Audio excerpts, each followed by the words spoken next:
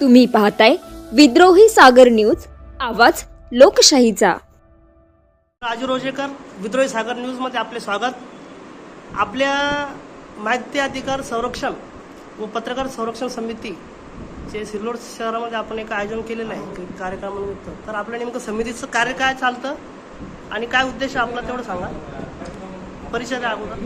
नमस्कार, मी महेश सारणीकर, माहिती अधिकार व पत्रकार संरक्षण समितीचा महाराष्ट्राचे अध्यक्ष म्हणून काम करतो। आज आपल्या सिल्लोड आणि कन्नड तालुक्यामध्ये दोन्हीही तालुक्यांच्या पदाधिकारी सर्व एकत्रित बैठक आपण सिल्लोडच्या गेस्ट हाऊसला अरेंज केली, जेणेकरून माहिती अधिकार व पत्रकार संरक्षण समितीच्या पदाधिकाऱ्यांच्या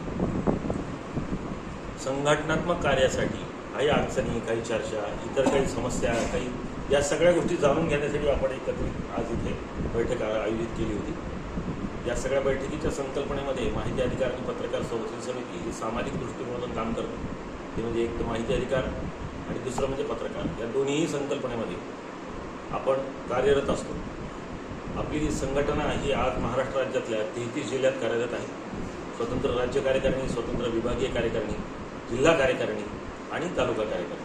आज सिल्लोड तालुक्यामध्ये सिल्लोड आणि कन्नड तालुक्यामध्ये माहिती अधिकार पत्रकार संरक्षण समितीचे जवळपास 43 पदाधिकारी आहेत। नवीन काही जोडलेले आहेत, ते ग्रुपवर नाही आहेत, पण ते सर्व एकूण मिळून 43 सभासद आज पदाधिकारी आज सिल्लोड आणि कन्नड तालुक्यामध्ये कार्यरत आहेत। नेमकं आपली समिती कार्य काय करते, माहिती अधिकाराची जागृती आपण कशी करतात, किंवा मग एखाद्या कार्यकर्त्याला आता आज असं झालेलं आहे की माहितीचा अर्ज करणे, माहिती अधिकारी 1 महिना माहिती देत नाही, प्रथम अपील करणे, 1.5 महिना 2 महिने सुनावणी घेतली, त्यानंतर सेकंड अपीलला जाणे आणि खंडपीठात 2-2 वर्ष पेंडिंग राहतात अर्ज। आणि पेंडिंग केल्यानंतर सध्याचे जे काही विद्यमान माहिती अधिकार आयुक्त आहेत ते असे डिसिजन देत आहेत, तो कार्यकर्त्याला, माहिती अधिकार कार्यकर्त्याला त्याचं टेन्शन येतं, फ्रस्ट्रेशन येतं। काही डिसिजन असे घेतले जातात की तुम्ही परत जा प्रथम अपील अधिकाऱ्याकडे आणि सुनावणी झाल्यानंतर माझ्याकडे या। तर माहिती आयुक्ताच्या संदर्भात आपली भूमिका काय? माहिती अधिकार या संकल्पनेमध्ये आपण आपल्या समितीच्या वतीनं आपले जे पदाधिकारी आहेत त्यांच्यासाठी रेग्युलरमध्ये कार्यशाळा आयोजित करतो। आत्ता आमची मागच्या 11 ऑगस्टला महाराष्ट्र राज्यातल्या सर्व पदाधिकाऱ्यांचा महामेळावा जालन्यामध्ये आयोजित केला होता। त्यामध्ये सुद्धा आम्ही सर्व पदाधिकाऱ्यांसाठी एक स्वतंत्र मार्गदर्शन उपलब्ध करून दिलं होतं की कशा कशा पद्धतीनं आपल्याला माहिती अधिकारमध्ये अर्ज करणे, त्याच्यानंतर त्याचा कसा कसा फॉलोअप घ्यायचा आहे, संघटनेचा तुम्हाला काय फायदा होणार आहे। आजही ती संकल्पना आपण आजच्या बैठकीत सुद्धा मांडली की संघटना या माहिती अधिकार या संकल्पनेमध्ये कशा स्वरूपामध्ये काम करू शकते, तुम्हाला कुठे कुठे मदत मिळू शकते। तुम्हाला प्रथम तुम्ही जो अर्ज केल्यानंतर माहिती मिळाली नाही, तर प्रथम अपील, द्वितीय अपील, त्याच्यानंतर शेवटच्या स्टेजपर्यंत जाईपर्यंत सुद्धा संघटना तुम्हाला वेळोवेळी मार्गदर्शनही करते आणि तुमच्या बरोबर पाठबळ म्हणून सुद्धा काम करते। नाही, एकंदरीत काय झालं सर, आता माहिती अधिकाराचं असं झालेलं आहे की जे काही आयुक्त बसलेलं आहे 5 विभागीय ठिकाणी खंडपीठामध्ये माहिती अधिकाराचे, तर त्याच्यामधला एक्का दुक्का माहिती आयुक्त जर असेल तर तो व्यवस्थित निर्णय देतो आहे सर्वसामान्य माहिती अधिकार कार्यकर्त्याला, पण संपूर्ण माहिती आयुक्त हे चुकीचे निर्णय देऊ लागले आहेत। त्याच्यावर तुमची भूमिका काय संघटनेची? त्याच्यावर आम्ही भूमिका मांडली आहे की आम्ही राज्य कार्यकारिणीच्या वतीनं आणि पूर्ण संघटनेच्या वतीनं आम्ही राज्य शासनाला तसा पत्रव्यवहार चालू केला आहे मागच्या महिन्यामध्येच की ही जी संकल्पना आपण माहिती अधिकार राबवतोय तो व्यवस्थितरित्या आम्ही कार्यरत नाही करू शकलो तर त्या माहिती अधिकाराचा अर्थ उरणार नाही आणि सामाजिक दृष्टिकोनातून जी माहिती अधिकाराला ताकद दिलेली आहे ती तेवढी अंमलात येऊ शकणार नाही। ही भूमिका आम्ही शासनाला मांडली आहे आणि त्याचा आम्ही पाठपुरावा करणार आहोत की हे शेवटपर्यंत माहिती अधिकारमध्ये अर्ज देणं आणि त्याच्यावर न्याय मिळणं, ही भूमिका राज्य शासनाने स्वतःही या विषयामध्ये लक्ष घालून हा विषय मिटवावा। पण याच्या अगोदर राज्य शासनाने अनेक शासन निर्णय काढलेले माहिती अधिकार संदर्भात। पहिला निर्णय आहे की 10 दिवसाच्या आत उत्तर कळवावं लागतं माहिती अधिकार अर्ज केल्यानंतर, कोणताच अधिकारी कळवत नाही, महिना झाला तरी कळवत नाही। त्यानंतर सेकंड अपील किंवा पहिला अपील जर 45 दिवसाच्या आत घ्यावंच लागतं अपील अधिकाऱ्याला। त्यानंतर सेकंड अपील जे आहे त्याची पण काही टायमिंग ठरवून दिलेलं आहे, शासनाने परिपत्रक काढलेले, तर 2-2 वर्ष 3-3 वर्ष अपील सुनावणी होत नाही। त्या संदर्भात आपला काय संघर्ष चालू आहे? संकल्पना काय आहे की माहिती अधिकारमध्ये अनावश्यक वापर करणारे पण काही लोक आहेत, त्याही संकल्पना माझ्या समोर आहेत आणि खरंच प्रामाणिकपणानं जे काम करतात त्यांच्यावर सुद्धा याच्यामुळे अन्याय होताना दिसतोय. ही भूमिका आम्ही शासनाकडे मांडतोय की माहिती अधिकार पत्रकार संरक्षण समितीच्या वतीनं ती भूमिका मांडतोय की ज्यांना माहिती नाही आहे त्यांना तर माहिती आम्ही देतोच आहोत, पण ज्यांना अडचणी येत आहेत तिथून पुढेही जाण्याचा प्रयत्न आमचा आहे की शासनाकडे आम्ही या विषयावर दाद मागणार आहोत.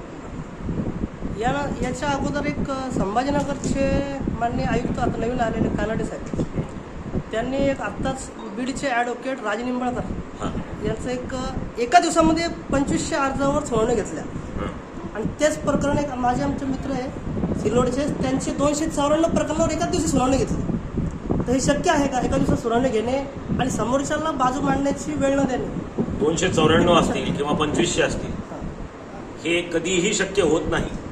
असं जर घडलं असेल तर त्या अर्थीच तो अन्याय सरळ की समोरच्याला जर बाजू मांडायची वेळच तुम्ही दिलेली उपलब्ध केलेली नाही, याचा अर्थ तुम्ही प्रकरण निकाली काढण्यासाठी फक्त प्रयत्न केले. एका दिवसात निकाली काढले असं होऊ शकत नाही ना, असं करता येणार नाही.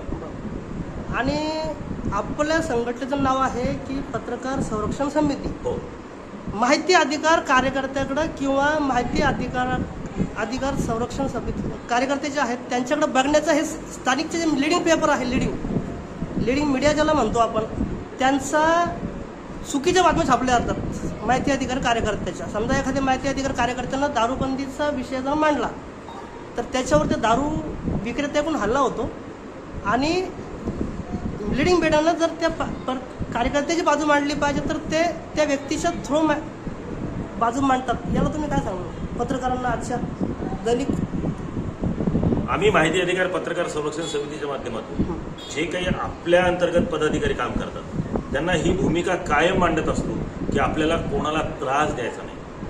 आपल्याला भूमिका मांडायची आहे की आपल्याला सामाजिक दृष्टिकोनातून न्यायासाठी काम करायचं. जिथे अन्याय होतोय, जिथे अत्याचार होतोय, जिथे भ्रष्टाचार होतोय त्या विषयावर निष्क्रिय भावनेतून किंवा कोणत्याही प्रकारचा तुम्हाला स्वार्थ ठेवून काम नाही करायचंय.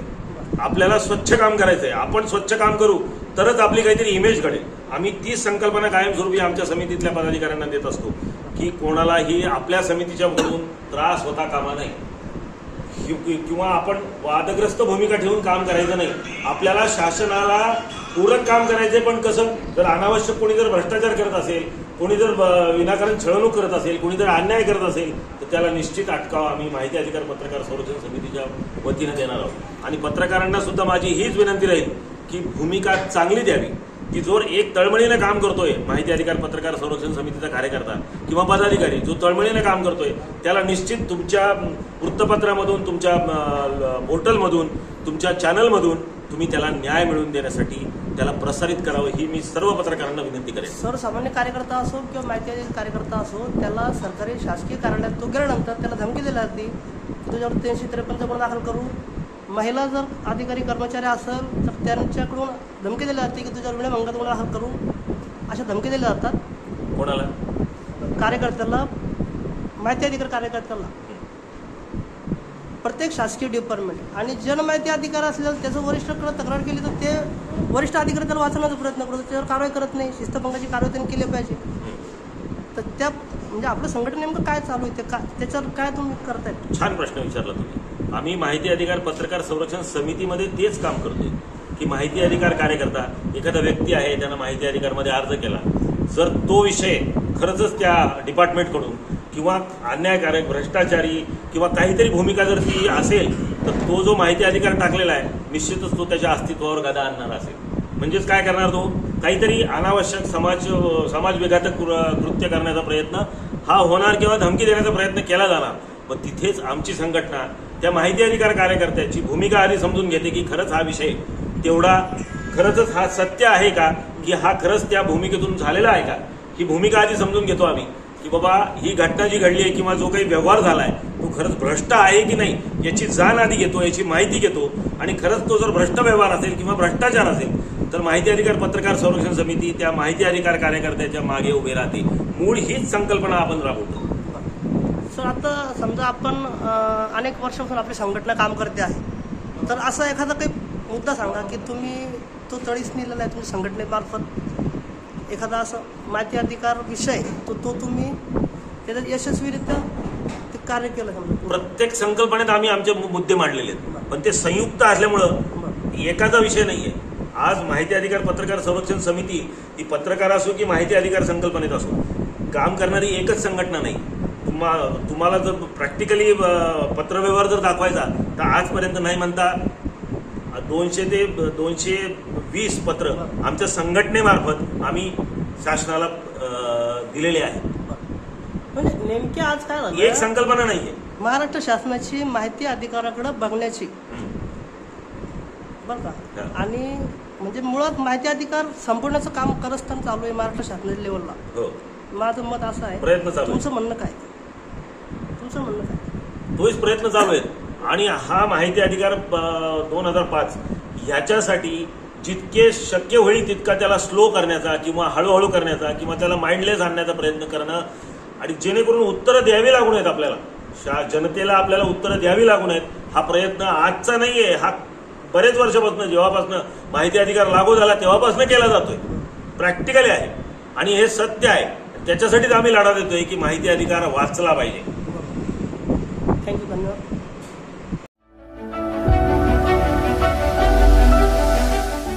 तुम्ही पाहताय विद्रोही सागर न्यूज, आवाज लोकशाहीचा.